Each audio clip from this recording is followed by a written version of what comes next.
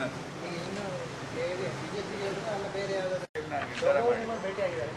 ಶೋಭಾ ಅವರು ಬಂದು ಮನೆಗೆ ಬಂದು ಶೋಭಾ ಅವ್ರ ಜೊತೆಯಲ್ಲಿ ಅವರ ಬಿಜೆಪಿಯ ನಾಯಕರುಗಳು ಬಂದಿದ್ದರು.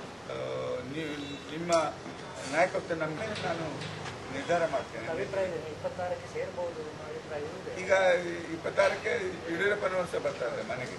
ಅವರು ಹೇಳಿದ್ರು ಹೌದು ಆ ದಿವಸ ಬರ್ತಾರೆ ಅಂತ ಹೇಳಿ ಬಿಜೆಪಿ. ಯಾಕಂದ್ರೆ ಮನೋರಮ ಸಹ ಅತ್ಯಾಚಾರದ ಲಾಸ್ಟ್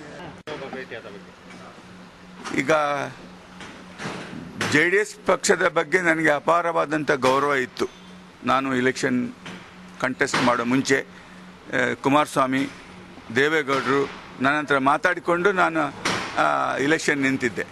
ಆದರೆ ಇತ್ತೀಚೆಗೆ ಏನಾಗಿದೆ ಅಂದರೆ JDS ಪಕ್ಷ ಈ ಜಿಲ್ಲೆಯಲ್ಲಿ ಸಂಘಟನೆ ಆಗ್ತಾ ಇಲ್ಲ ಎನ್ನುವ ರೀತಿಯಲ್ಲಿ ನನಗೆ ತಿಳಿದಾಗ ನಾನು ಪದೇ ಪದೇ ಕುಮಾರಸ್ವಾಮಿಗೆ ಮತ್ತು ದೇವೇಗೌಡರಿಗೆ ಹೇಳ್ತಾ ಇದ್ದೆ.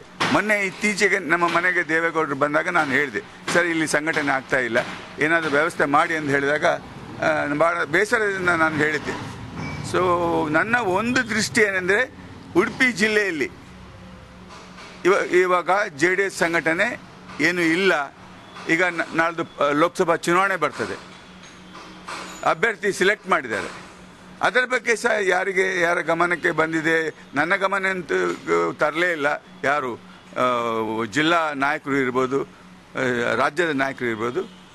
ಆ ದೃಷ್ಟಿಯಲ್ಲಿ ಇವತ್ತು ಸಂಘಟನೆ ಇಲ್ಲ ಎನ್ನುವ ದೃಷ್ಟಿಯಲ್ಲಿ ಇಲ್ಲಿ JDSಗೆ ಅವಕಾಶ ಇಲ್ಲ, ಗೆಲ್ಲಲಿಕ್ಕೆ ಅವಕಾಶ ಇಲ್ಲ ಎನ್ನುವ ರೀತಿಯಲ್ಲಿ ನಿರ್ಧಾರ ಆಗಿದೆ ಎಲ್ಲರೂ.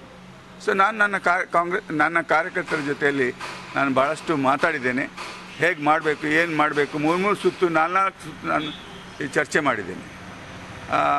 ಅದೇ ರೀತಿಯಲ್ಲಿ ಈಗ BJP ಪಕ್ಷದಲ್ಲಿ ನಿಂತ ಶೋಭಾ ಅವರು ನಮ್ಮ ಮನೆಗೆ ಬಂದು ನನ್ನ ಹತ್ರ ಹೇಳಿದರು, ನೀವು ನಮ್ಮ ಪಕ್ಷಕ್ಕೆ ಬರಬೇಕು, ನಮಗೆ ಸಹಾಯ ಮಾಡಬೇಕು, ಗೆಲ್ಲಿಸಲಿಕ್ಕೆ ನೀವು ಪ್ರಯತ್ನ ಮಾಡಬೇಕು ಅನ್ನೋ ರೀತಿಯಲ್ಲಿ ನನ್ನ ಹತ್ರ ಬಂದು ಹೇಳಿದರು.